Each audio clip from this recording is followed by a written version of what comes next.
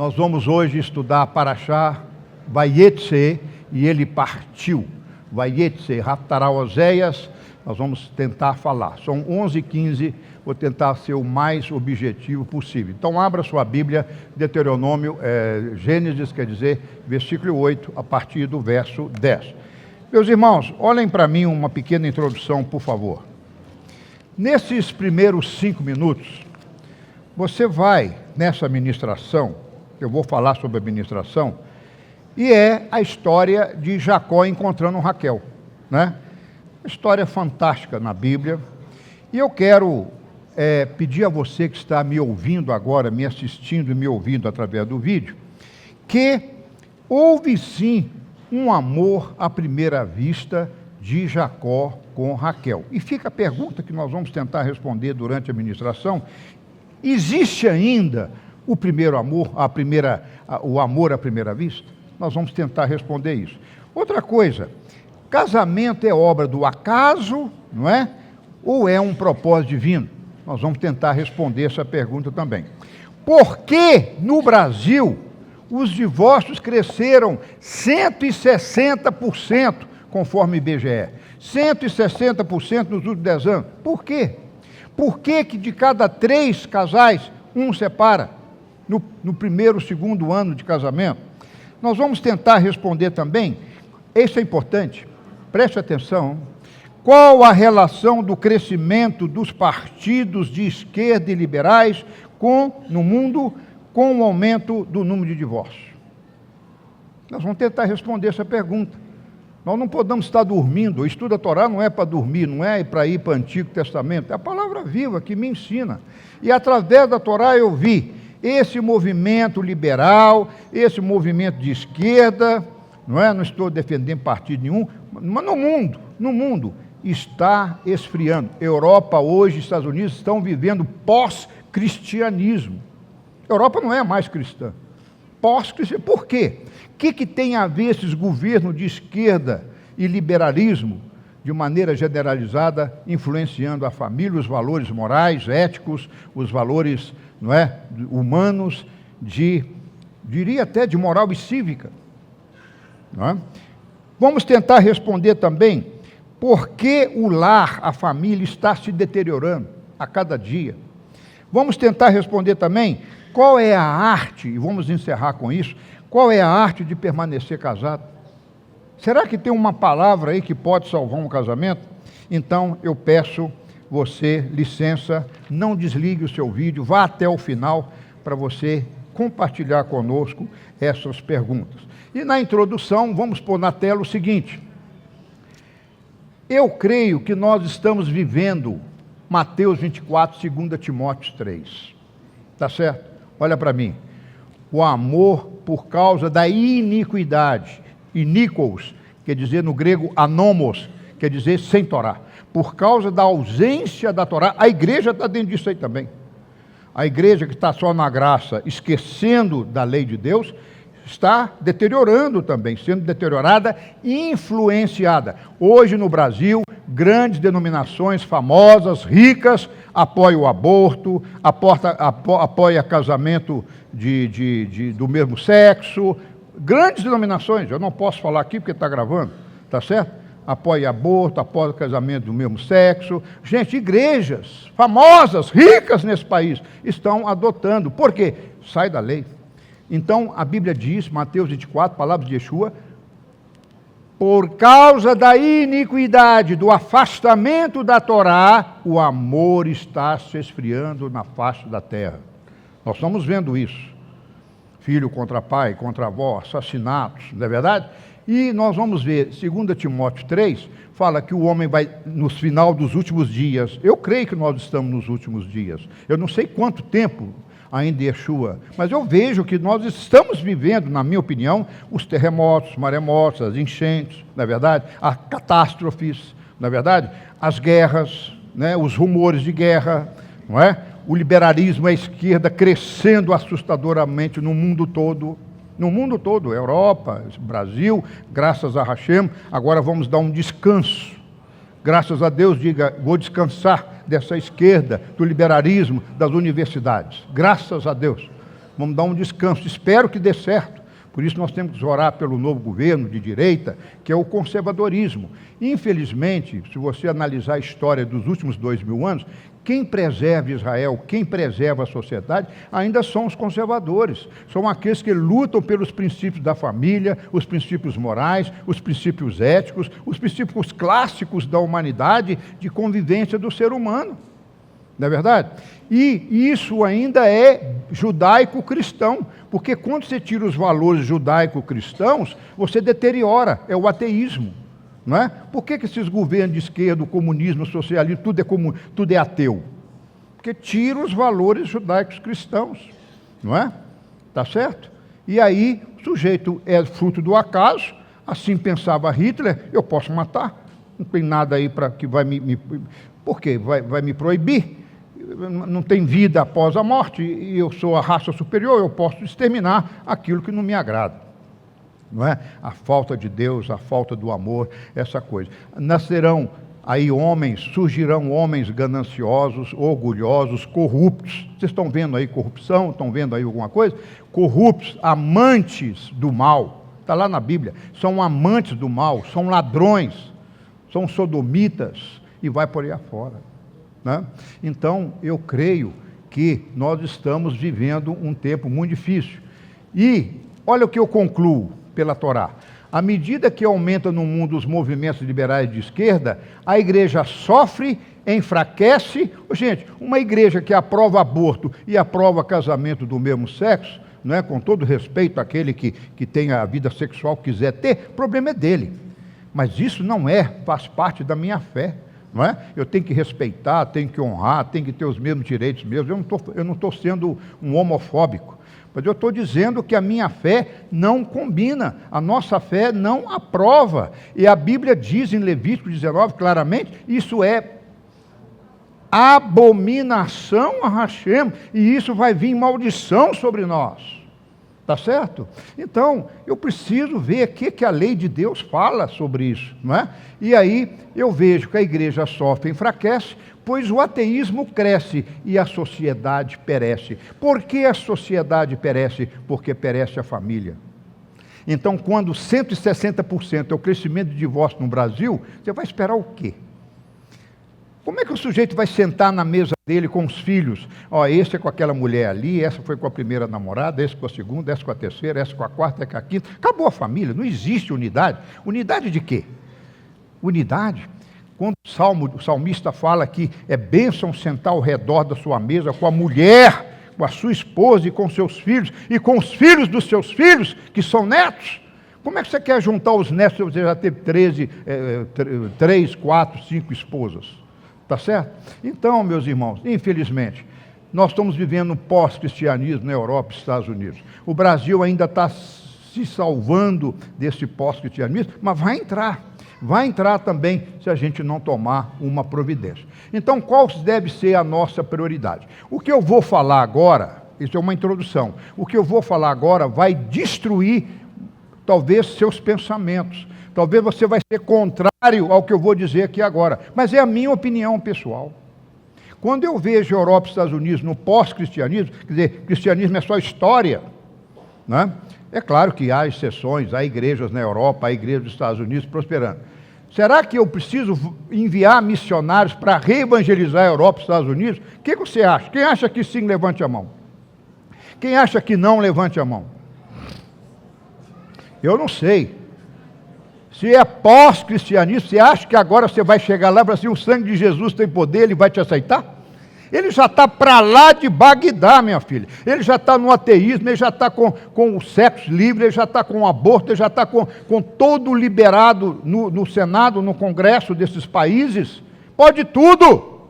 Pode tudo! Você acha que agora você vai chegar lá, o poder é de Yeshua, o sangue de Yeshua tem poder, vão evangelizar a Europa. Irmão, desculpa aqui. Pode evangelizar, não sou contra enviar missionários. Nós estamos até sustentando um na Espanha. Mas, se estiver me ouvindo, estou orando por você, porque eu sei que não é fácil. Você enfrentar uma Europa islâmica, você enfrentar uma Europa liberal, né? Total desemprego. Irmão, é muito difícil. Eu acho, minha opinião, estou falando a sua, que são ondas do mover do Espírito de Deus. Para mim, passou. Você vê que eles nos trouxeram a história de Yeshua. Seria muito bonito agora nós levarmos a eles o Yeshua da história. Oro por isso, mas eu não espero, né? Quero ter uma congregação judaico-messiânica em Portugal, está no meu coração, mas eu não espero muito, Portugal ainda é uma exceção. Será que eu preciso aumentar os missionários nos países alcançados, não alcançados como a Índia, China, Oriente Médio? Será que nós vamos mandar evangelista lá para o Hamas, para a faixa de Gaza? Vai resolver o problema? Hein? Filosofia judaico-cristã na faixa de Gaza vai resolver o problema? Ah, mas o poder não é nosso, o poder é divino. Sim. Será que é a vontade de Hashem? Eu creio que sim, que pode até ser a vontade de Hashem, mas eu não sei. Eu tenho que cumprir o ID às nações, levando as minhas boas novas. Ou nós vamos agora cuidar dos salvos, ou agora é a hora de você cuidar da sua família, dos seus filhos, dos seus netos. Ou agora vamos cuidar que nossos filhos e netos permaneçam firmes na fé. Eu acho, para não dizer que estou convicto, que eu tenho que respeitar a opinião de vocês, eu não ficaria nem com a pergunta número 1, nem com a pergunta número 2. A minha voz está sumindo. Seria prioridade. Tem como desligar esse ar-condicionado aqui, senão a minha voz vai terminar antes da palavra. O Zé do Carmo devia estar aqui de plantão, mas não está. Me ajuda aí, quem tiver de plantão aí. Mas então, olha, sabe que nós temos que concentrar a nossa energia? Na minha opinião, nós temos que preservar os que são salvos. Os que estão salvos. Nossa obrigação, minha, do Roche Jorge, etc., tem que ser guardar vocês. E guardar os nossos. Porque a Bíblia diz, Yeshua diz, que se não fosse por nós, esse tempo não seria abreviado, mas esse tempo será abreviado por causa do salvo. Nessa turma de esquerda liberal, não. É por nossa causa que Yeshua vai voltar mais cedo, para preservar a nossa salvação, para preservar a nossa eternidade, para preservar que nossos filhos não se desviem quando cheguem às universidades femistas ou feministas, sei lá como é que chama isso. Está certo? Cuidado com as universidades, porque são ninhos do liberalismo e da esquerda. São ninhos mortais de cascavéis, de cobras, serpentes. Sempre foi. Quase sem exceção. É o ninho do ateísmo. É o ninho que vem esses governos corruptos. Está certo? Porque forma uma geração de profissionais, ali deteriora tudo. Irmãos, olha para mim, eu não estou nervoso, eu não estou nada. Olha, eu estou até muito feliz pelo que Hashem tem feito nessa casa. Mas olha, pensa bem, eu passei por universidade. Naquela época, não podia passar uma maconha como passa hoje. Mas passava dentro da sala de aula um papelzinho. Eu nunca peguei nesse troço. Graças a Hashem. Eu não era crente. Mas movimentos hippies, movimento hippie liberal, as feministas, essas mulheres ficam nuas, fazendo apologia ao aborto, ao sexo livre. Irmãos, qual a chance dessa mulher ou desse homem constituir uma família? Qual é a chance de um drogado, viciado, maluco, doido, perturbado, constituir uma família de prosperidade e de célula firme e fundamentos da sociedade? Me diga. Os meus colegas, ex-colegas que ficaram nessa de hippie, já morreram há muito tempo. E está eu aí completando aniversário. Tá certo? Sou diferente deles? Sou. O que me valeu? Hoje, 31 anos, a minha conversão. Senão já estaria morto, talvez. Mas todos já pereceram. É a vida livre, é loucura, drogas, vício, não é? Vida desregrada. Então, vai constituir família, cai em quê? Divórcio. Por que eu falo? Eu estou falando, porque eu também sou meio estatístico, eu estudo estatística. Se em 10 anos cresceu a média 16% de divórcio, agora está em 20%, não é fácil fazer a conta que, pelo IBGE, 341 mil divorciados aconteceram em 2014, para 2018 eu vou fechar com 600 mil, é só fazer estatística. Mantendo 16% ao ano, que hoje já está em 20%, 25%. Quer dizer, então nós estamos chegando perto de quase 1 milhão de gente divorciada. Está certo? Então, isso quebra a primeira igreja, diga, primeira igreja. A primeira igreja não é a batista, presbiteriana, metodista, a primeira igreja é a sua família. Amém?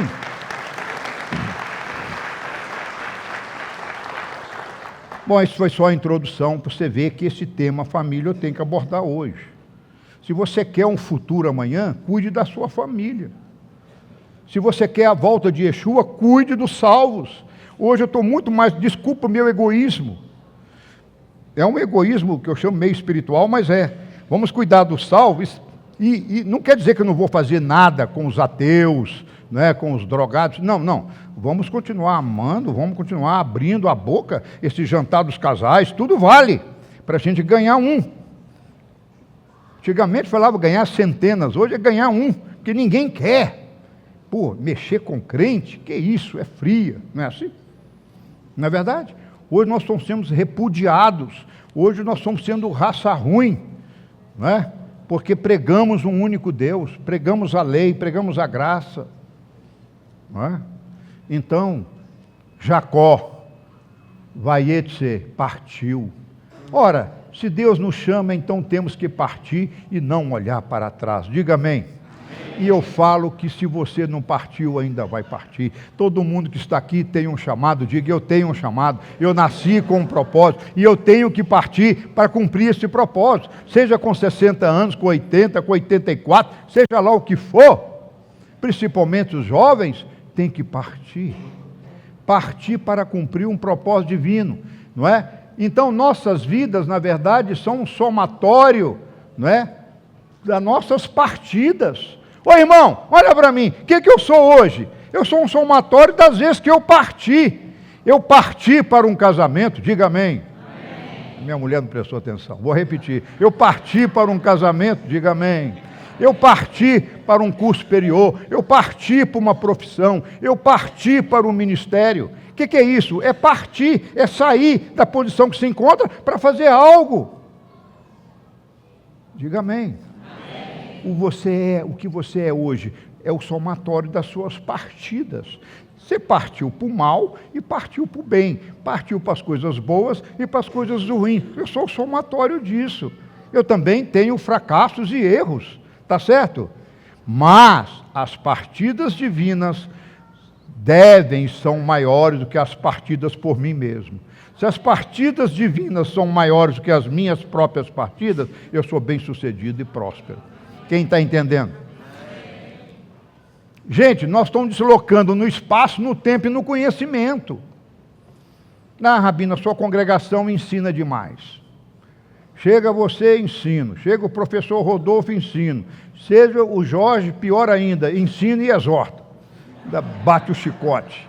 Quer dizer, então, irmãos, mas eu sou fruto desse conhecimento. A fé vem pelo conhecimento. Eu vou partir, o que eu levo comigo para partir? Jacó partiu em busca de Raquel, sem conhecer. Ele foi pelo espaço e tempo, mas ele foi no propósito divino. Bom, eu vou resumir a história, vocês já estão cansados de saber. Cada ano que a gente prega, eu já preguei sobre a escada de Jacó, que ele encontra aqui, lembra? É só procurar na internet, escada de Jacó. Revelação fantástica, a escada de Jacó, onde ele fez o Betel, né? Ali Beitel, que é a casa de Deus. Aí depois ele encontra na boca do poço Galal Haeven, né? Essa tem uma pregação que eu fiz agora, que está um sucesso na internet, para a glória de Hashem. Eu falei, rolando a pedra do sepulcro, e eu começo com essa aí, ó, Galal et Haev, em hebraico, o rolar a pedra. Né? O rolar a pedra. E lá, para rolar essa pedra, Não é? Vocês querem ler? Abra comigo aí, Gênesis 28, rapidamente. Muito rápido, vem. Gênesis 28. Aliás, 29. No versículo, Jacó chega lá em Harã, aonde Abraão, o avô dele, partiu. E lá ele foi buscar Raquel. Ele não casou com o pessoal lá da terra de Canaã. O pai falou, vai buscar uma prima e casa com ela, para continuar a nossa genealogia, a nossa ascendência. E aí ele chegou lá no poço, viu a pedra fechada, o poço tem que ficar com a pedra fechada, e ele chegou e quis dar água para a ovelha dele, versículo 29, 6. Aí os pastores falaram, não, nós não podemos abrir o poço aqui 2 vezes, você tem que esperar, porque a hora que o rebanho chegar, não é, nós vamos mover a pedra, e essa pedra todo mundo sabe que não se move sozinho. Por que tinha que esperar todos os rebanhos? Porque tinha que reunir os pastores, e aí aqueles homens pastores rolavam a pedra, né? Deslocavam a pedra do poço. Um sozinho não conseguia fazer aquilo. E aí, olha o que Jacó faz, ele desrespeita os pastores locais, e os pastores falaram no versículo 8, nós não podemos mover essa pedra, porque os rebanhos não estão aqui, nós só podemos remover a pedra, versículo 8, quando vamos dar de beber às ovelhas, quando voltarem do pastoreio. E aí o que aconteceu? O que aconteceu? Aí chega Raquel, e Jacó viu Raquel, viu as ovelhas do seu pai, porquanto, Labão, né? Porquanto era Raquel que era a pastora, que apacentava. Versículo 10, quando Jacó viu a Raquel, a filha de Labão, seu irmão, o irmão da sua mãe, e as ovelhas de Labão, irmão de sua mãe, chegou e revolveu a pedra. A palavra é Galal et Raev. Ele tirou a pedra sozinho. Mas ele não era Hércules, ele não era super-homem, ele não era Homem-Aranha. Como é que ele conseguiu romper aquela pedra? Se era necessário vários homens. Na minha ministração, rolando a pedra do sepulcro, eu falo que foi o poder da ressurreição. Que Mateus fala que quando Yeshua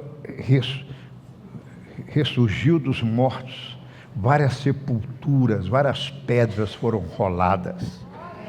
E aqui não tem Yeshua, não era sepulcro, mas era do nascimento de Raquel com Jacó. Ia fazer a genealogia, não é verdade? Ia fazer a genealogia de Yeshua. O propósito maior daquele encontro, daquele beijo, foi Yeshua. Eu não tenho alguém tem dúvida disso? Que esse encontro foi proposital? Então, agora você pode responder também. Eu também rolei uma pedra quando eu vi a Rosângela, a força do amor, não é verdade? A força do amor, o meu coração pulou, como o de Raquel pulou, e aquele pulo, não é? Então Jacó beijou Raquel, e levantando a voz, a interpretação rabínica aqui não foi levantar a voz para falar, Raquel, queridinha, eu te amo. Não, foi para agradecer a Hashem, porque quando ele bateu os olhos em Raquel, ele a beijou e depois chorou. Alguém já chorou quando encontra o propósito divino? Quando você está fazendo uma coisa, você consegue aquela coisa, você chora de alegria. Alguém já chorou de alegria? Alguém sabe o que eu estou falando? Quando você faz um propósito de Deus. Eu me lembro que quando eu saí da igreja batista, o pastor pediu que eu não abrisse igreja para não perder membros dele, claro. Porque um dos cultos era meu. E ele pensou, se você abre igreja, você leva a minha igreja embora. E aí eu peguei e fiz um trato com ele, pessoal, você promete 1 ano que você não abre igreja? Eu falei, prometo, desde que você me abençoe. Aí ele pôs a mão na minha cabeça e me abençoou. E eu montei o Ministério Ensinando Sião. Por isso que o Ministério tem 23 anos e a Racion 22, porque eu tive que esperar 1 ano, porque não podia montar a igreja, porque o pastor não deixou, não é? Para não perder mesmo. Vieram algumas ovelhas rebeldes, como a Márcia, a Alda, que está aí, vieram da Lagoinha, não é? Falaram, não, eu vou com esse cara. Pô, esse cara é o cara.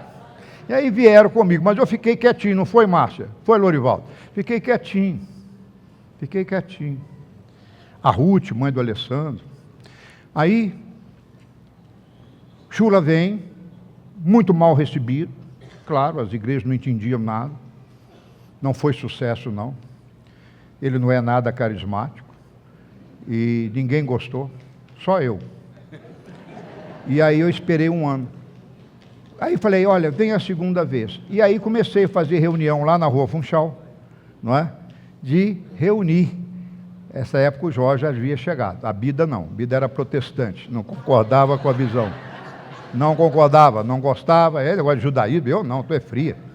Bom, aí Jorge já estava comigo, a Bida ainda orando. E aí, o que aconteceu? Aconteceu uma alegria dessa. Chula vem, e ninguém quis receber o Chula. Fui na Batista A, B, C, D, aí levei ele para a periferia, para as comunidades, aí aceitaram. 2 comunidades aceitaram o Chula, ninguém entendia nada em inglês, traduzindo. Moral da história. Nesse 1 ano, eu não podia abrir igreja, mas as pessoas começaram a vir, como o Jorge. Foi chegando, foi juntando, foi ouvindo. A gente dava um estudo bíblico ali na Rua Funchal. E quando o Chula chega, havia 29 pessoas que estavam conosco, que não foram batizadas. Então, além dos velhos que me acompanharam, tinham 29 pessoas novas. E aí Chula falou, você batizou Satufa? Eu não posso abrir igreja, porque o pastor lá não deixa, tem que completar 1 ano. Isso era em agosto. Eu tinha que esperar ainda mais um tempo. E aí Chula fala, eu vou batizar. E foi lá, na Funchal tinha uma piscina, porque ali foi minha antiga casa. E aí Chula batizou 29 pessoas, e quando batizou o último, que eu me lembro muito bem, pai da doutora Mônica, né, nosso dentista, virou e falou assim, está inaugurada a primeira sinagoga judaico-messiânica do Brasil, e o Marcelo é o líder. Olha, eu levei um susto, porque eu era engenheiro, trabalhava, ganhava muito direitinho, e eu não queria, eu queria só o ministério. E ele falou aquilo. Aí eu cheguei lá fora depois, falei, Chula, você é um doido. Eu não vou ser líder desse povo, você instituiu uma igreja aqui dentro da minha casa, eu não vou fazer isso. Ele falou, isso não é problema meu. Isso é problema dele. Eu não te dou 2 anos, você já saiu do seu emprego. Eu falei, maluco. Como é que eu vou criar? O Mateus adolescente, o Lucas adolescente, como é que eu vou fazer? Não vou fazer, não vou largar. Eu tenho que sustentar a minha família. E aí, o que aconteceu? Eu saio da Funchal, nervoso, chateado com essa frase dele, e abri a porta do carro para ele, para a gente almoçar, e eu olhei para fechar o portão. Eu vi escrito na minha mente, Congregação Judaico-Cristã. Eu não tinha o nome sinagoga, eu vi Congregação Judaico-Cristã. Eu vi escrito, mas não tinha nada escrito. Entrei no carro e não falei mais nada. 2 anos depois, minha empresa é vendida e eu peço as contas, e Jorge fica esses 2 anos sozinho, e fomos crescendo. Esta é a alegria, aquela força. Na hora que ele falou aquilo, eu senti aquela alegria. Depois a razão, a mente falou, não, isso não pode. Entendeu como é que a nossa mente luta com o espírito contra a alma contra o espírito? A minha mente não queria, eu queria meu dinheiro, meu salário, não é? Mas aquela alegria, eu rolaria uma pedra. De fato, rolei essa pedra e tem rolado até hoje. Bom, muito bem. Aí Raquel, Labão engana e joga Leia e trabalha mais 7 anos, mais 14 anos, aí vocês já sabem, eu não vou falar isso não. Mas eu vou falar o seguinte, nós já abordamos muitas vezes essa passagem de Jacó e Raquel e Leia, mas hoje nós vamos falar do amor de um homem por uma mulher. O amor é algo mais sublime que pode existir, pois espelha o que Deus é, amor. João 4, Deus é amor. Vamos lá, rapidinho para a gente encerrar. A regra geral, existe amor à primeira vista? Olha, pela Bíblia, sim, não é? Existe o amor à primeira vista. Os sábios, rabinos do Talmud, diz que este amor à primeira vista foi que motivou a Deus a criar o mundo. Está lá em Bereshit Rabá 8:7. Então, o amor à primeira vista foi o que motivou Deus a criar o mundo, porque Ele é amor. Ele amou o mundo de tal maneira que deu o quê? Seu único Filho, para que todo aquele que nele crê não pereça, mas tenha a vida eterna. Diz os rabinos, não sou eu, que esta foi a motivação de Deus criar o mundo e o homem, não é? Se a experiência do amor à primeira vista é real, proposital, terminaremos por alcançar a estabilidade, consolidando esse amor, não é verdade? Quer dizer, se houve um amor à primeira vista, não é?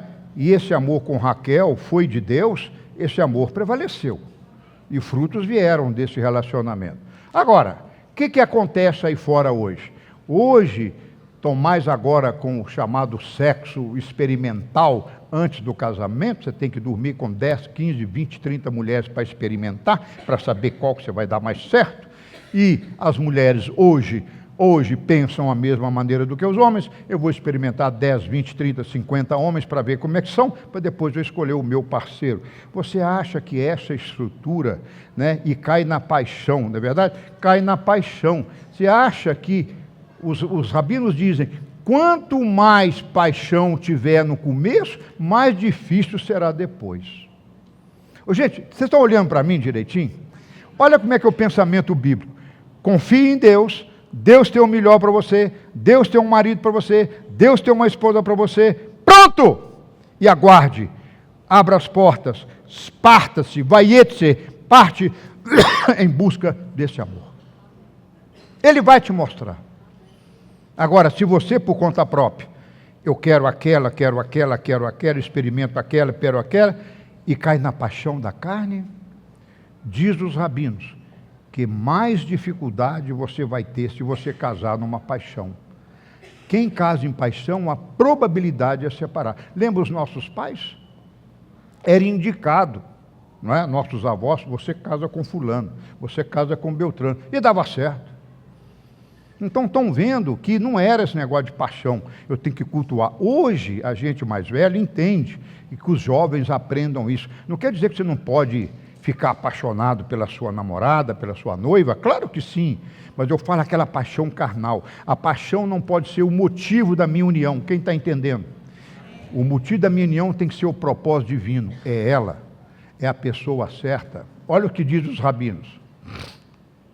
Na filosofia judaico-cristã, aliás, o rabino não, Yeshua, portanto, aqui a Torá, né? Deixará o homem seu pai e sua mãe, unir-se a sua mulher e serão uma só carne.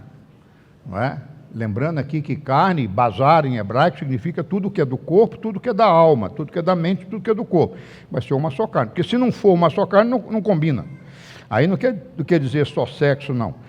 Tudo que é do corpo, tudo que é da alma. Tem que haver um consenso de viver junto, porque são duas pessoas diferentes. Agora, espírito não se une, porque espírito é individual. O espírito é de Deus, não é? A minha fé é minha, a fé da Rosângela é a fé dela. Podemos ter a fé no mesmo Deus, no mesmo Messias, mas nós vamos pagar preços diferentes e vamos ser julgados separados. Deus não vai julgar casais, vai julgar pessoas. Então, por isso que eu tenho que ser um com ela na carne, mas no meu espírito eu presto conta a Deus, como ela vai prestar conta a Deus. E Yeshua complicou um pouquinho dizendo, aquilo que Deus uniu, não separe o homem.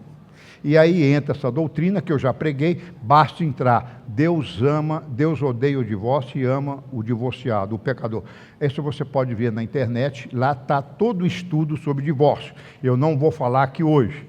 Portanto, há casamento um propósito divino? Sim que há. Olha, perguntaram o rabino Yosef Bar Halafta, o que Deus tem feito depois do sexto dia? O rabino respondeu, Deus se senta e forma casais. Isto é muito mais difícil do que abrir o mar vermelho. De fato, né? É muito mais difícil. O que Deus faz depois do sexto dia? Está trabalhando, formando casais, porque os rabinos falam, é muito mais difícil do que abrir o mar vermelho. O mar vermelho é fácil, mas viver com uma mulher é dificílimo. Viver com um homem é dificílimo. Estou falando homem e mulher, né? Muito bem. Se isso é verdade, há propósito divino na escolha. Concorda comigo?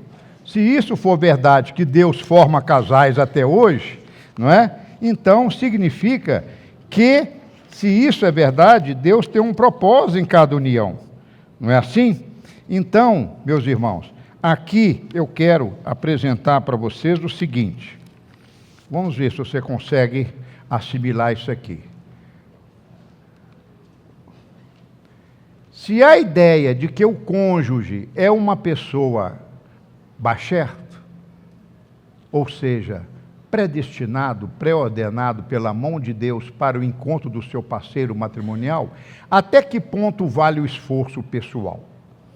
Alguém consegue entender essa frase? Vocês estão entendendo o raciocínio ou não? Eu estou falando que há um propósito divino, que Deus, os rabinos interpretam a Torá como Deus fazedor de casamento. Então você pode pensar, já que ele vai fazer, eu não preciso me esforçar para ter a minha esposa. Então, isso chama basher em hebraico, não, predestinado. Deus está fazendo para você. Aí vem a pergunta, até que ponto, então, vale o esforço nosso? E aí eu dou o exemplo de Jacó.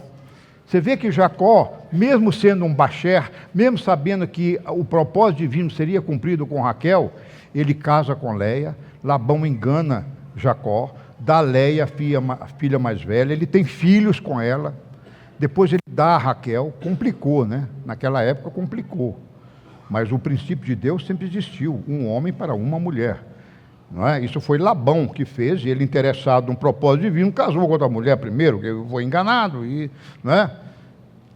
Deitou, ficou, então teve que aguentar, né? E aí o que acontece? O esforço de Jacó para manter Raquel foi incrível, não foi? Ele trabalhou mais 7 anos duramente, e assim foi. O rei Davi disse no Salmo 68, Deus estabelece o solitário numa família. Que coisa maravilhosa, né? Deus pega, eu estou convicto a cada dia que vivo, que Deus instituiu o casamento, e Ele tem prazer de fazer casamentos e fazer uniões. E ele diz, o salmista, né, que o solitário ele coloca numa família. O Talmud declara, um homem e uma mulher são combinados um com o outro com base em seus méritos. O Sanhedrin, né, 22 fala. Então aqui eu vou pegar um gancho dizendo o seguinte, um homem e uma mulher são combinados um com o outro com base em seus méritos. Ao mesmo tempo que Deus tem um propósito, Deus vê os méritos. Às vezes aquele casamento não foi propósito de Deus. Acontece? É o que mais acontece. Você casa com quem você quis, você não perguntou a Deus. Agora vamos supor que o seu casamento não foi basher, não foi escolha divina. Olha o que os rabinos dizem. Você pode mudar as coisas pelos seus méritos, pelo seu esforço. Deus olha o seu esforço. Mesmo se você casou sem aquele propósito divino, pelos seus méritos, pela sua conduta, pelo seu esforço em dar certo, Deus te honra. Amém? Diga graças a Deus. Senão, o divórcio seria maior. E aí eu dou aquele exemplo, um hippie e uma femista, né? Femista, essas mulheres perturbadas aí que tiram a roupa, fazem esse movimento para o aborto, essas coisas todas dentro da universidade. A probabilidade de um hippie e uma femista dar certo é mínima, porque eles não fazem o mérito, não é? Então, uma pessoa que está na iniquidade, fora da lei de Deus, ele vai ter problemas, não é verdade? Ele vai ter problemas. Vai entrar para a linha do aborto para você ver onde é que você vai parar. Vai entrar na linha do divórcio para ver onde é que você vai parar. Então, o casamento é projetado por decreto divino, ou é baseado em méritos e atos das pessoas? O que você acha? Casamento é projetado por decreto divino, ou é baseado nos méritos e atos de cada pessoa? Qual é a resposta? Qual é a resposta? Os dois. Tanto há o lado proposital, né, que Deus casou, formou casais, como há também que foi casado fora do propósito divino, mas pelos méritos e atitude das pessoas, Deus abençoa. Não é? Muito bem. Vejamos o caso de Jacó. Houve a mão divina? Houve, não é? Por isso, dizem os sábios, formar pares é tão difícil quanto abrir o mar vermelho. Mas, por outro lado, a oração e o mérito pode ajudar a apressar e a facilitar esse processo de felicidade, ou mesmo atrasá-lo. mas quando chega a hora, os parceiros irão se encontrar sem dificuldade. Aí eu pus aqui, aproveitar que minha mulher saiu, o meu caso.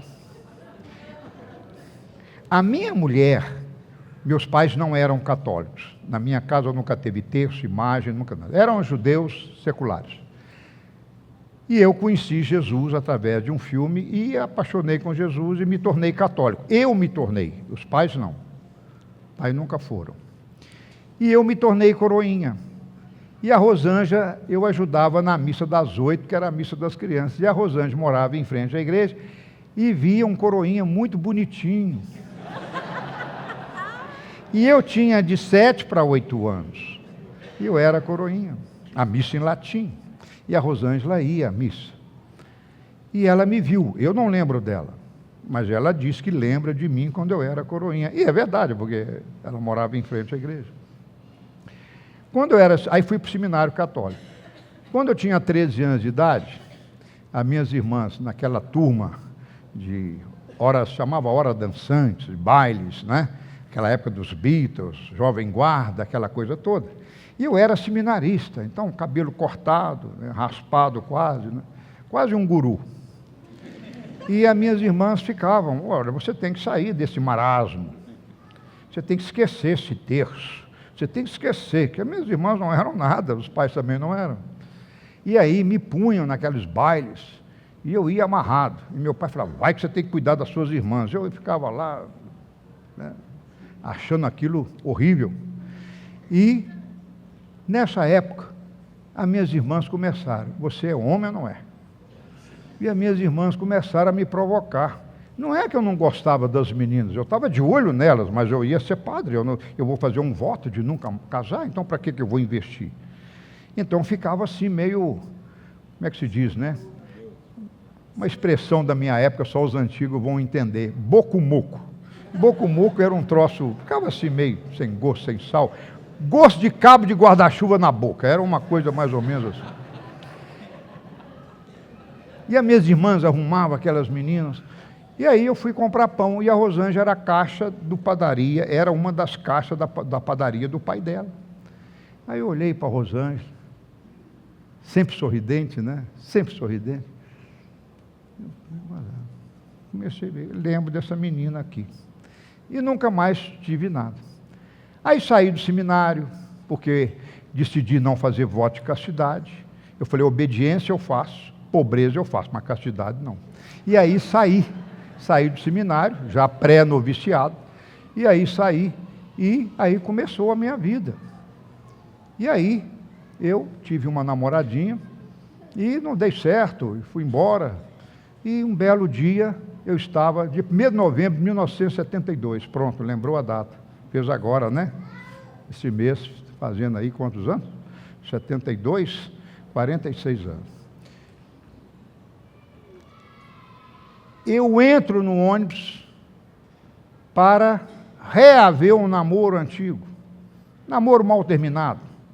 E aí a menina escrevia a carta, porque na verdade eu fugi. Eu não tive força para terminar, desapareci. Você já viu isso? Coisa de rapaz. Não era crente, né? Sumi! E a menina mandava a carta, você não tem hombridade de vir aqui não, terminar. E aquilo começou a mexer com o meu moral. Eu falei, sabe uma coisa? Eu nunca fiz nada disso. Eu vou lá enfrentar o pai dela, a mãe dela, e falar que eu não gosto dela. E se ela falar que me quer, eu acho que eu vou até voltar. E aí peguei o ônibus. Quando eu sento no ônibus, fui sentar, o ônibus era em frente à casa da Rosângela. Aí a Rosângela já passa. E eu falei, eu lembro dessa menina com 13 anos de idade, e nem sei o nome dela. Eu dei sinal no ônibus, e desci no próximo ponto, e fui. Sabia que ela morava ali, entrei, bati na porta, ela já havia entrado, atende a mãe dela, pois não, o que eu ia falar? Eu esperava que ela fosse me receber, ela ia me conhecer. Aí o que eu fiz? A minha sogra abre a porta e fala, o que o senhor deseja? Aí eu falei, olha, para ser sincero, a senhora tem uma filha. E eu vi ela passando ali agora e eu queria conhecê-la. Minha sogra fechou a cara para mim, 3 horas da tarde. Aí a Rosângela chega, escutou a minha voz. O que você está fazendo aqui? Aí que eu fiquei mais vermelho. Aí eu falei com ela, nós nos conhecemos há tanto tempo e eu nem sei seu nome, eu vim aqui para saber o seu nome. A minha sogra não mandou entrar, fiquei em pé da porta. Mas ali o meu coração pulou. Pulou. E o coração pulou, eu falei, conheço a menina há tantos anos, será que é ela, senhor? Porque eu era meio seminarista, assim, né? Não era? E aí, era ela. Era ela. E esse Jacó com Raquel aconteceu comigo. Comecei a namorar, eu tinha um cabelo no ombro, minha sogra achava que eu era maconheiro, meu sogro achava que eu era hippie, eu só tinha uma calça jeans e uma sandália de couro, estudando de engenharia, muito estranho, mas não mexia com droga, mas a minha aparência era horrível, era a pior que tivesse, não é? Porque eu vestia uma coisa que eu não era. E aí, meu sogro não quis o casamento, minha sogra também não. Eles só foram me dar valor quando eu me converti. 12 anos depois de casado, aí o meu sogro falava, os meninos do Marcelo são meus melhores netos. E aí ele viu a diferença, não é? Mas custou acreditar em mim. Porque aquela imagem que eu passei, imagina esse começo, não é? Esse foi o meu rolar a pedra, foi horrível, esse rolar a pedra. Mas vamos lá para encerrar. Então, houve propósito divino? Houve. Mas nós casamos no catolicismo. E o padre falou isso. O padre falou a ministração que eu vou terminar essa aqui agora. Foi a mesma frase que o padre falou, que eu vou falar para vocês agora. E falava aquilo que Deus uniu, eu falava, o imbecil esse padre, eu estou me unindo com ela porque eu quero, imaginava eu. Mesmo, agora eu venho uma lição, mesmo que você casou-se em qualquer igreja, ou mesmo não casou a igreja, Deus se alegra com uma união. De um homem com uma mulher, com um propósito de constituir uma família. Em resumo, não é? Em resumo, aquilo que Deus uniu, não separe o homem. E Paulo fala, somente a morte pode dissolver ou quebrar uma aliança. E você vai falar, você está ultra radical, você está ultrapassado, porque na minha igreja o pastor aceita divórcio, aceita tudo. Problema dele, problema da igreja. Eu não nasci para restaurar igrejas, eu nasci para restaurar pessoas. E Deus me deu tanta autoridade na área da família, e me dá até hoje, que eu confesso, eu só dei esse valor, eu só me converti por uma separação. 12 anos depois, eu separei da Rosângela, minha separação durou uma semana, quando uma senhora, sem me conhecer, me para e põe o dedo no meu nariz e diz, Deus quer falar com você. Eu não conhecia a senhora, eu estava separado há uma semana. E ela falou, eu quero orar por você. Pediu que eu abrisse a Bíblia, e eu abri. E saiu Malaquias 2,14, porque eu sou o Deus de Israel que odeio o divórcio. Porque um homem que tem bom senso não separa. E aquele que assim faz, vai buscar problemas. A Bíblia chama de violência, coisas violentas. E eu uni você com a mulher da sua mocidade. Aí eu pensei comigo, mas eu não era crente, como é que Deus uniu? Hoje eu entendo. Ele falou, eu abençoei, Malaquias 2,14, pode ler, está escrito aí. Eu abençoei você com a mulher da sua mocidade, com a qual tu foste desleal, porque eu separei.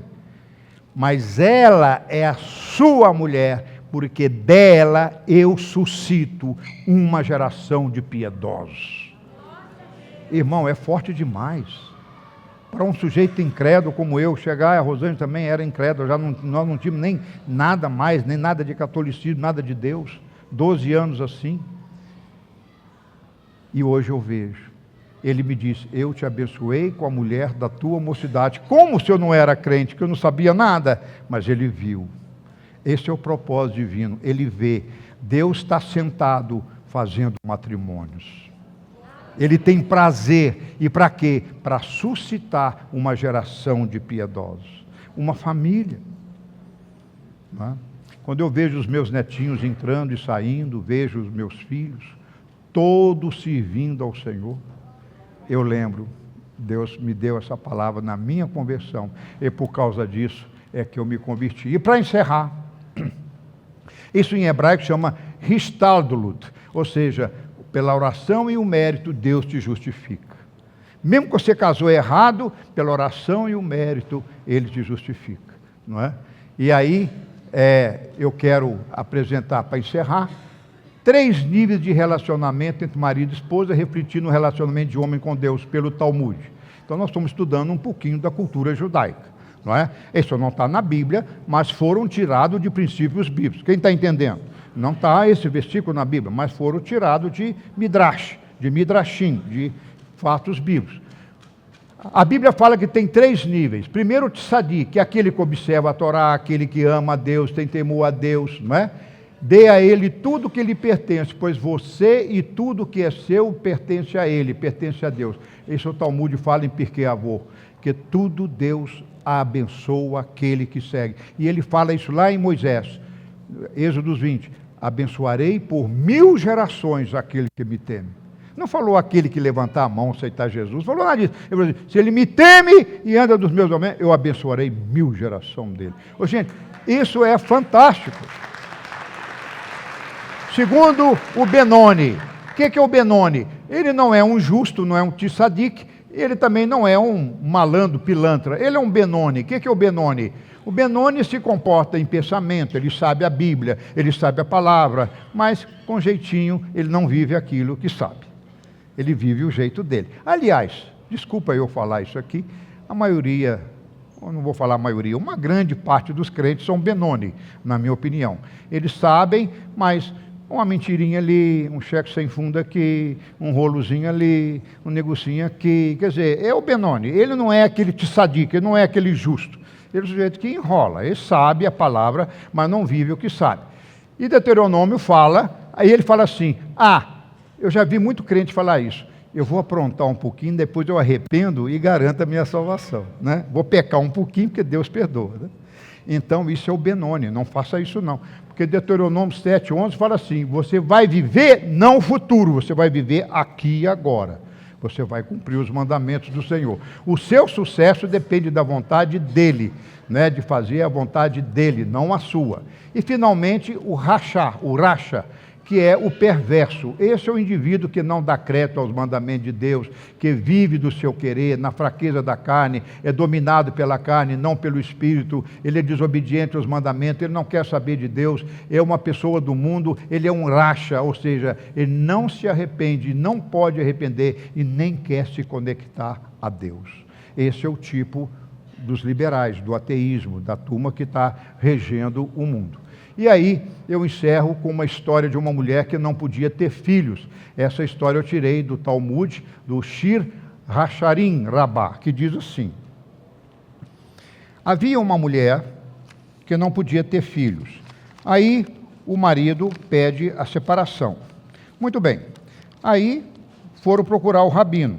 O rabino falou, tudo bem, eu fiz o casamento de vocês com uma tremenda festa. Agora, vocês devem fazer uma tremenda festa para que vocês se separem. Aí ela falou, separar com festa? Porque se Deus uniu, foi festa, para separar, vocês vão dar uma festa para falar publicamente que vocês são melhores do que Deus, que vocês estão fazendo a vontade de vocês, porque para Deus você não poderia separar. Então, dá uma festa, dá uma satisfação à sociedade. E aí, a mulher e o homem fez isso. E na festa, o homem bebeu muito vinho, e ela dava muito vinho para o marido, para o marido que ia se separar. E aí, o que acontece? Ele fica bêbado. E aí ele fala assim com ela, olha, eu estou separando de você, estou dando essa festa de separação, você pode me pedir o que eu quiser, se você quiser eu te dou. Eu já vou separar mesmo, peça o que você quer, peça o seu direito, peça a sua indenização, eu quero. Eu não gosto mais de você, eu vou te dar tudo que você quer. A mulher, quando ele falou isso, a mulher não falou nada, e deu mais vinho para ele, até que ele caiu embriagado. Aí a mulher falou: leve ele para minha casa, e põe na minha cama. E levou esse sujeito para a casa dela, que já estava separado, e na cama dela. E ela, o que ela fez? Dormiu com ele. Quando ele acordou de manhã, o que eu estou fazendo aqui na sua casa, na sua cama? Ele falou: você não falou que eu podia pedir o que eu queria? O que eu quero é você eternamente como meu marido. E aí, ele fez a promessa que ela podia pedir o que quisesse, e falou: foi a sua palavra, eu quero você. Eu não quero ouro, nem quero prata, eu quero você, porque você é um propósito divino na minha vida. Diz a lenda, isso é lenda, viu, gente? Está na Bíblia, não. Diz a lenda que ele passou a amá-la e teve muitos filhos com ela. Isso é uma lenda, muito bom. Bom, mas aí, passando a lenda, não é? Nós vamos agora encerrar, nós vamos aqui deixar esse tipo de amor para outro dia, eu já falei sobre isso, e nós vamos agora passar aqui para a arte de permanecer casado. Para mim, a arte de permanecer casado, eu diria o seguinte: com a minha experiência de 44 anos de casado, eu vou falar uma coisa para você. Muita propriedade. Para viver nesse planeta Terra, é necessário perdoar. Quem não tem a capacidade de perdoar, não serve para viver na Terra. Tem que viver em outro lugar. Na Terra não serve. Eu cheguei à conclusão, depois de viver muito tempo casado, que se você não perdoar, você não é terreno. Tem que arrumar outro planeta para você morar. Porque a Terra vai exigir. Se você quiser viver bem na Terra, você tem que aprender a perdoar. E eu encerro dizendo para você o seguinte: olha o que eu digo. O amor tudo sofre, tudo crê, tudo espera, tudo suporta. O amor jamais acaba. Essa foi a frase que o padre católico falou no meu casamento, que eu era incrédulo. E hoje eu entendo. Você quer permanecer casado? Qual que é a arte para permanecer casado? É essa aqui. Primeiro, aprender a perdoar. Se você não perdoar, não casa não. Se você tem dificuldade nessa área, não casa, porque você vai divorciar. Primeira coisa, perdoar. Segunda coisa, lembrar que Paulo fala, inspirado pelo Espírito Santo: o amor tudo sofre. Quem quer amar aí? Levante a mão. Vai sofrer. E muito. Quem ama, sofre. Não tem como. Gente, olha para mim para encerrar. O ódio e o amor andam juntos. Você já viu isso? O ódio, você não odeia quem você não ama. Se passar um sujeito lá na rua e gritar: ô Rabino careca, não conheço. Mas se a minha mulher me chama de barrigudo ou de careca, dói, rapaz. Ela não é, porque é o amor. Então quem ama sofre. Porque o sofrer, o amor vai exigir renúncias. Ô irmão, não foi isso que Yeshua disse? Quem quer me seguir, tome a sua cruz e siga-me. Ele não falou: tome uma conta bancária, uma mulher nova e me siga. Ele falou: toma a sua cruz. Você vai ver que cruz você vai pegar. Por isso que tem pessoas aí, né, eu brinquei com o Zé do Carmo, que falou: não, eu prefiro ser feliz sozinho. Né? Não quer mexer com esse troço. Porque é muito difícil. Porque vai sofrer. Se ama, sofre. Se você parar na primeira frase de Paulo, você não casa. Mas vamos continuar? Paulo fala: ó, se você ama, você sofre. Porque o amor sofre. Mas o amor, tudo crê. Então, ao mesmo tempo que eu sofro pelo gênio da minha mulher, ou pelo meu gênio com ela crê que eu posso mudar. Eu creio que ela está mudando. Ela crê que eu estou mudando. Quem crê é fé. Fé espera.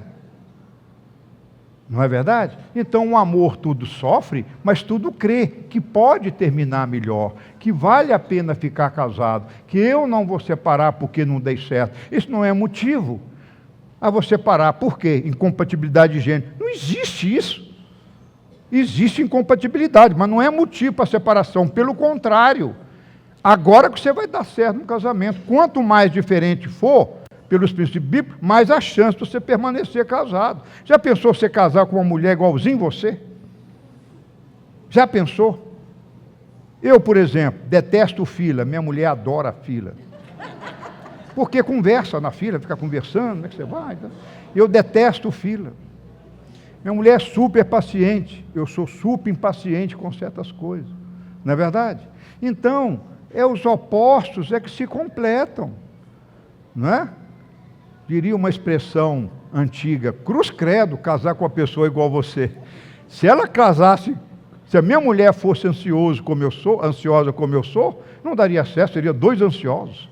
E 2 ansiosos dá 2 ansiosos ao quadrado. Quer dizer, então vai pegar as falhas e elevar ao quadrado, a potência vai dobrar. Então, eu não sei, a nossa maneira de pensar judaico-cristã é muito diferente do mundo. A gente casa com pessoas bem diferentes mesmo. Então esse negócio de cara metade é a maior mentira que você pode ouvir. Vou casar com a minha cara metade. Aí eu falo, cara metade? Essa metade vai dar problema. Porque a metade, o que é metade é que dá problema. Tá certo?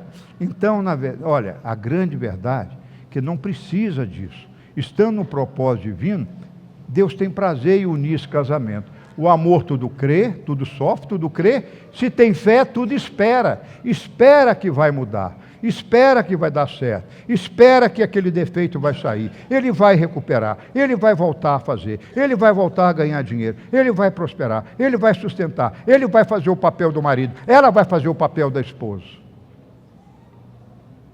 Eu falei sábado passado de São Paulo, deu problema.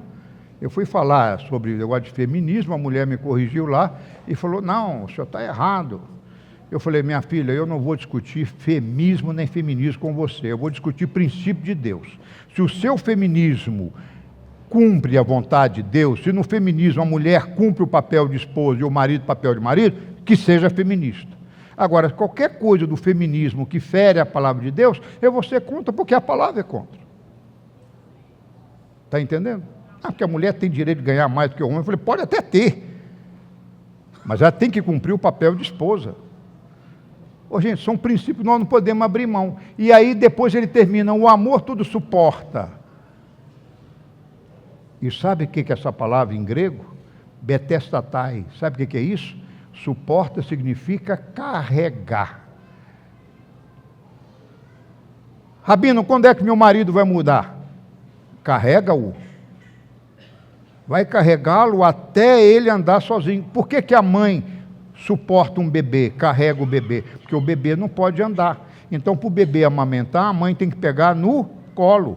Porque o bebê não vai correndo para um prato de comida, ele tem que mamar na mãe. A mãe tem que sustentá-lo. Essa é a mesma palavra que está aí, suportar. Sabe quando o seu casamento vai dar certo? À medida que você sofre, que você crê, que você espera e que você suporta. Até que o bebê ande sozinho. Até que seu marido corrija aquela falha, você vai dar suporte. Até que ela entenda que ela tem que mudar, você vai suportar. Agora me fala. Aí Paulo fala. Paulo está gozando a nossa cara, né? Aí ele fala, se você faz isso, o amor jamais acaba. Agora, você quer fazer o amor acabar? Faça o contrário. Eu não vou sofrer, eu não vou crer em você, eu não vou esperar pela sua mudança e eu não vou suportar você. Aí o amor acaba. Estão entendendo? Quem está entendendo? Fique de pé então para você entender mais. A grande verdade é que o casamento é como a Torá, ele é neutro. Né? O casamento não é bom nem ruim. O ato de casar é de Deus. Mas o seu casamento vai ser bom ou ruim, ele é neutro. Se você obedecer à palavra e fizer do seu casamento opção de boas escolhas, ele vai ser bom. Se você fizer do seu casamento o mal, ele vai ser mal. Quem encontra uma esposa acha uma coisa boa, alcança o favor do Senhor. Mas olha, achei uma coisa mais amarga que a morte. A mulher cujo coração são laços e redes. cujas mãos são grilhões, quem agradar a Deus escapará dela, mas o pecador virá a ser preso por ela. Eclesiastes 7:26. Então, quem depende? Se você casar com uma mulher de Eclesiastes 6, você está frito. Mau negócio, mau casamento, sem recuperação. Não é verdade? O amor é mais forte que a morte. Diga, o amor é mais forte que a morte. Cantares 8:6. Vamos repetir? O amor é mais forte do que a morte.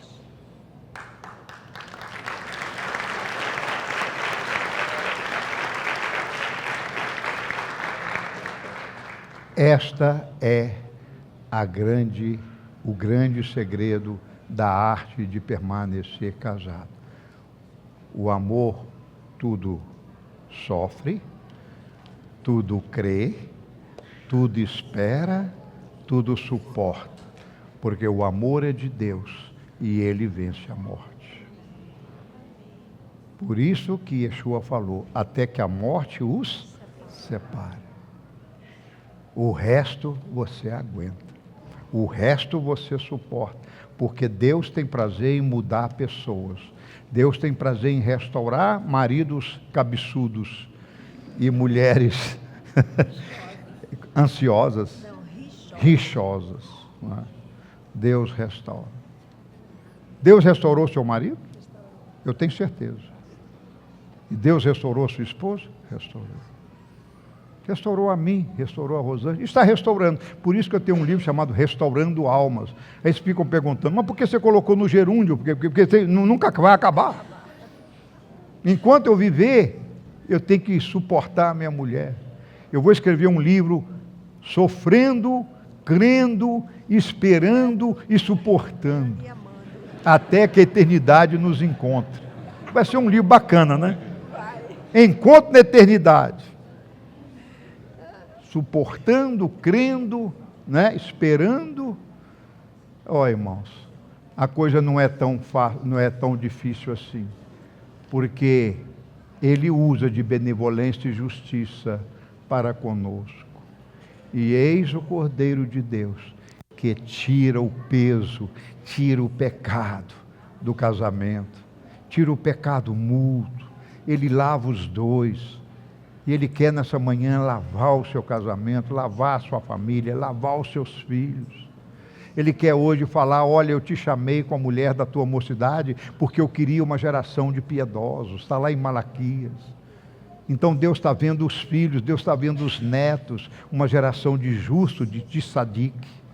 E Deus vai te abençoar hoje. E aí Paulo é um pouquinho bravo, diz, mulheres, submetei-vos a vossos maridos. Vós, maridos, amai vossas mulheres. Se o marido ama, a mulher nunca larga, nunca enjoa. Mas se o marido não ama a esposa, se você não ama, primeiro Deus joga a obrigação em você. A mulher se submete automaticamente quando alguém a ama. Essa que é a verdade. E eu quero abençoar vocês dizendo, assim devem os maridos amar suas próprias mulheres, como seus próprios corpos. Quem ama sua mulher, ama a si mesmo. Vamos orar. Avinu Malkeinu Shavah Shamayim. Obrigado por essa palavra. Senhor, que essa palavra possa alcançar corações, possa alcançar relacionamentos. Eu sei, Pai, que jamais eu teria força para suportar, para sofrer, para crer, para esperar na minha esposa, nem ela por mim, mas o Senhor fez algo maravilhoso. Desde a criação o Senhor está sentado formando pares, formando uniões. E se isso é divino, o Senhor cuida do nosso casamento. E eu te peço nessa manhã que o Senhor cuide dos casamentos aqui, cuide também dos maridos, das esposas, porque o Senhor ama esse casal que foi unido por ti. Houve um propósito, houve um chamado, houve uma partida, houve um investimento, e isso não pode terminar num cartório ou num tribunal de justiça. Senhor, se foi unido nos céus, se foi ligado na terra, foi ligado nos céus. E por causa dessa palavra, o Senhor no céu sustenta os nossos relacionamentos, os nossos casamentos, a nossa família, a nossa primeira igreja. E eu peço não só pelos casais, mas peço sobretudo pelos solteiros, que eles possam casar nessa visão. A visão de entrega total, a visão de crer, a visão que eu estou casando não com Benoni, não com Racha, eu estou casando com Becher, com aquele que é um predestinado, que é aquele que é um tzadik, é um justo, que vai constituir família e uma geração de piedosos. Meu Pai, abençoe tremendamente a cada pessoa que está aqui agora e que está ouvindo também através do vídeo. Seja este lar agora, que essa palavra chegar, aonde essa palavra chegar, seja este lar restaurado. E aqueles que me ouvem aqui, sejam tremendamente abençoados, que vale a pena continuar casado, porque é algo divino, não é algo humano. Em nome de Yeshua, hoje e sempre. Amém, amém, amém. Quem foi abençoado aí, levante a mão. Se você gostou e foi abençoado com esse estudo, inscreva-se em nosso canal do YouTube. Considere também ser um mantenedor do trabalho do Ensinando de Sião no Brasil, Israel e no mundo. Doações e contribuições podem ser feitas através do link na descrição desse vídeo. Um grande abraço e Shalom, Shalom.